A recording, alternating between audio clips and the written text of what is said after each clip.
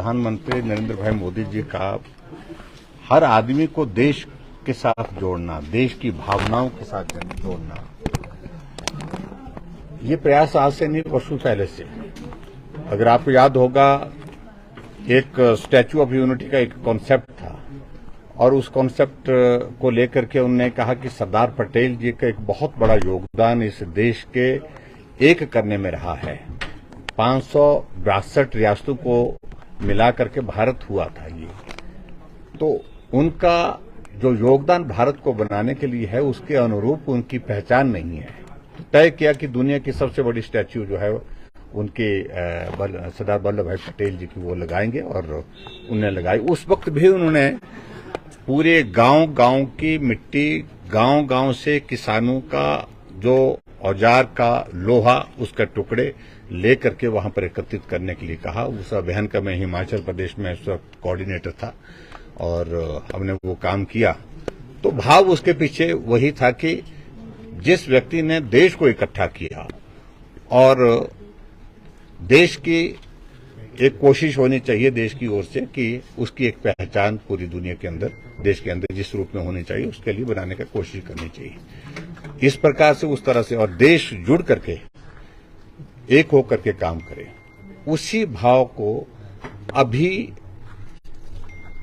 जो आदरणीय प्रधानमंत्री जी ने जो शुरुआत की है एक नई सोच की, मेरा देश मेरी माटी, जो हमारे देश के लिए जिन लोगों ने, जिन शहीदों ने, जिन लोगों ने शहादत दी है, जवानों ने शहादत दी है, उनका स्मारक जो दिल्ली में बनाया गया है, उस स्मारक के अंतर्गत एक वाटिका का वहां पर निर्माण जो जिस प्रकार से चल रहा है, जहां पूरे देश भर की इस मिट्टी को लेकर के वहां पहुंचाने का एक कार्यक्रम तय हुआ है और पूरे देश भर में ये कार्यक्रम चल रहा है, ताकि देश जो है उन शहीदों के उस योगदान को भी स्मरण कर सके, उनकी भावनाओं के साथ जुड़ सके, देश भावना, देश की एक देशभक्ति की भावना के साथ जुड़ सके। और इस दृष्टि से प्रधानमंत्री जी जब पूरे देश भर से ये कलश दिल्ली पहुंचेंगे और उसके पश्चात जहां ये मिट्टी वहां शहीद स्मारक स्थल पर पहुंचानी है, तो उसके लिए जिस प्रकार से जो एक अभियान चलाया है, उसके अंतर्गत आज हिमाचल प्रदेश के शिमला मंडल के अंतर्गत भी ये कार्यक्रम यहाँ पर किया है। तो उस कार्यक्रम के अंतर्गत में यहाँ पर आप सबके बीच में हूँ और मैं आदरणीय प्रधानमंत्री जी को और पार्टी के राष्ट्रीय अध्यक्ष जगत प्रकाश नड्डा जी को इस बात के लिए बधाई देना चाहता हूँ। भारतीय जनता पार्टी एक सिर्फ राजनीति करने वाला दल नहीं है। भारतीय जनता पार्टी का एक प्रयास है, एक प्रयत्न है कि देश की एकता अखंड रहे, देश की भावनाओं के साथ हर व्यक्ति को जोड़े। देश के लिए जिन लोगों ने कुर्बानियां दी हैं, अपना जीवन न्यौछावर किया है, शहादत दी है, उन शहादत को, उन शहीदों को अभी हम स्मरण रखें, उस भाव के साथ इस कार्यक्रम की एक शुरुआत है। सर, आज विक्रमादित्य ने, जिस तरह का आपने कहा था कि जेसीबी लगने नहीं दे रहे हैं, अगर कोई प्राइवेट लगाना चाह रहे हैं अपने लेवल पे, आज उन्होंने कहा कि 5 बजे तक आप लिस्ट उनको सौंपे, वो 7 बजे तक ऑर्डर जारी कर देंगे कि आप काम कर सकते हैं। ऐसा है ना, मैं समझता हूँ कि ये पूरे मंत्रिमंडल गपोड़ संघ का बन गया ये, जिसको शब्द में उचित नहीं लग रहा है, गप्पे मारते हैं, हाँकते हैं।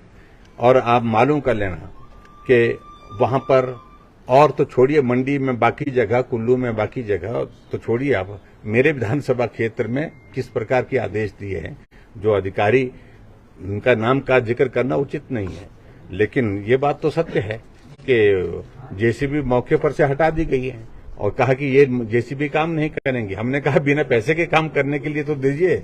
लोगों ने अपना पैसा जमा करके, पैसा दे करके जेसीबी लाई, जेसीबी से सड़कों को ठीक करने की कोशिश की ताकि कम से कम उनका सेब मार्केट तक पहुंच सके।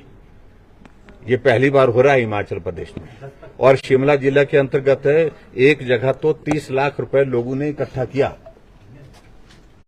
और उस पैसे को इकट्ठा करने के पश्चात जो है वो अलग अलग जगह जो है वो जो सड़कें बंद पड़ी थी, उस पैसे से उनको खोलने का प्रयत्न किया। ऐसे में मैं उनको कहना चाहता हूं, बाकी सारी चीजें छोड़ो, आप ध्यान दीजिए, ये सड़कें जो बंद पड़ी हैं, मेहरबानी करके इनको खोलिए। अभी भी बहुत सारे इलाके ऐसे हैं जहां राशन नहीं पहुंच पाया क्योंकि सड़कें बंद है।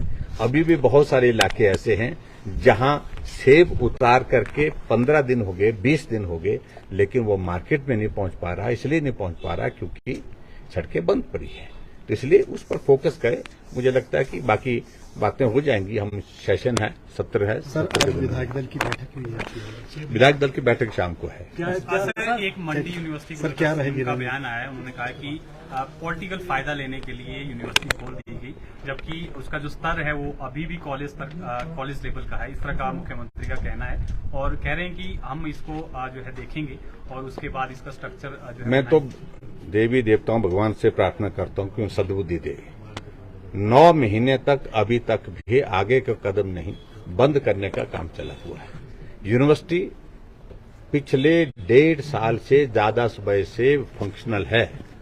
उनको ये मालूम होना चाहिए हिमाचल प्रदेश में एकमात्र यूनिवर्सिटी है। कॉलेज की संख्या 300 से ज्यादा हो गई, 350 के करीब कॉलेज हिमाचल प्रदेश में हो गए। शिमला की यूनिवर्सिटी का जो इंफ्रास्ट्रक्चर है उस लोड को बियर करने की स्थिति में नहीं है। और ये भी मैं कहना चाहता हूं, मंडी कॉलेज नहीं है, क्लस्टर यूनिवर्सिटी ऑलरेडी थी और क्लस्टर यूनिवर्सिटी का 25 करोड़ रुपए का भवन का मैंने अपने हाथों से उद्घाटन करके वहां पर यूनिवर्सिटी की क्लासेस शुरू की। एक्ट पास हुआ, स्टैट्यूट बने और 128 कॉलेज मंडी यूनिवर्सिटी के साथ जोड़े गए। बाकी 146 कॉलेज जो है वो शिमला यूनिवर्सिटी के साथ जोड़े गए। और आखिरकार पिछले वक्त से जब से सरकार बनी है, क्या वजह है कि यूनिवर्सिटी का वाइस चांसलर हटा दिया? क्या वजह है कि जो यूनिवर्सिटी की जो ग्रांट थी, जो 10 करोड़ रुपए वहां पर देनी थी, उसको ब्लॉक करके रख दिया? आज वहां पर टीचर्स की सैलरी के पैसे नहीं मिल पा रहे। आखिरकार वो कहना क्या चाहते हैं? मंडी ने अगर सरकार बनाने में योगदान नहीं दिया तो अब मंडी सरकार हटाने में योगदान देगा। हिमाचल प्रदेश में कांग्रेस की सरकार, अगर मुख्यमंत्री का बस चले, वो तो ये स्थिति पैदा करने की कोशिश कर रहे हैं कि मंडी को हिमाचल से ही निकाल दिया जाए। क्या मंडी हिमाचल प्रदेश का हिस्सा नहीं है? 10 विधानसभा क्षेत्र है और जो यूनिवर्सिटी वहां पर शुरू की गई थी, बच्चों की एडमिशन की प्रोसेस कंप्लीट हो गई, बच्चों की एडमिशन की प्रोसेस चल रही है। रिक्रूटमेंट वहां पर जो पोस्टों की क्रिएशन की गई थी, उन पोस्टों की भर्ती की प्रक्रिया पूर्ण होने के बाद रिजल्ट होल्ड पर रख दिया, रिजल्ट नहीं निकाला गया है। आखिरकार कब तक रोकेंगे? क्या सुखविंदर सुक्खू जी ये मानते हैं कि वो हमेशा के लिए मुख्यमंत्री है? ये दौर आता जाता रहेगा, लेकिन ये बंद करने की परंपरा दुर्भाग्यपूर्ण है और बहुत गलत सोच के साथ है। उनको इस काम को बंद करना चाहिए। और मैं समझता हूं कि बद्दुआएं बहुत बुरी चीज होती है। लोग आज बद्दुआएं दे रहे हैं कि ये भी बंद कर दिया, ये भी छीन लिया, ये भी छीन लिया, ये भी छीन लिया। ये छीनने का काम बंद करिए। मुख्यमंत्री सिंह ने प्रेस वार्ता में ये भी कहा है कि जो केंद्र से राशि आई है पीएमजीएस की या एसडीआरएफ की, वो हिमाचल को आनी ही थी। वो व्हाइट पेपर जारी करें आपके लिए उन्होंने कहा है कि एक एक्स्ट्रा राशि कोई आई होगी। देखिए, ऐसा है, उनको बोलना जरा याद करिए कि जब केंद्र में कांग्रेस पार्टी की सरकार थी, उस वक्त हिमाचल प्रदेश में इस प्रकार की आपदाएं आई हैं। कितना पैसा केंद्र ने जारी किया है? आज तक का हिमाचल प्रदेश के इतिहास में सबसे ज्यादा पैसा अगर रिलीज हुआ तो अभी हुआ है। और अभी भी मैंने कहा कि व्यक्तिगत रूप से मैंने गृह मंत्री जी से भेंट भी की और बात भी की और पत्र भी लिखा है और मैंने यही कहा है कि नुकसान बहुत ज्यादा हुआ, आपने मदद की है, उसके लिए धन्यवाद किया मैंने। और साथ साथ में ये कहा कि हमारी जरूरत और ज्यादा है, इसलिए आप और मदद करें। अगर मुख्यमंत्री भी इस भाषा में बात करे तो मुझे लगता है कि उसका एक पॉजिटिव एक असर होगा। लेकिन वो इस प्रकार से मुख्यमंत्री और इनके मंत्री लोग जो है वो केंद्र को गाली दे करके ये सोचेंगे कि भाई हम राजनीतिक रोटियां सेकते रहें, वो संभव नहीं है। राजनीति की शुरुआत इस आपदा में की है तो कांग्रेस के नेताओं ने की है। ये बहुत ही दुर्भाग्यपूर्ण है और हम पूरा सहयोग और समर्थन दे करके जो है सरकार को काम करने का अवसर दे रहे थे। लेकिन दुर्भाग्य है कि इस आपदा की घड़ी में कांग्रेस ने राजनीति की। विधायक दल की बैठक है, क्या बड़े मुद्दे रहने? आज शाम को है बैठक में स्वाभाविक रूप से मॉनसून सेशन है और मॉनसून सेशन से संबंधित जो इश्यूज हैं उस पर चर्चा होगी।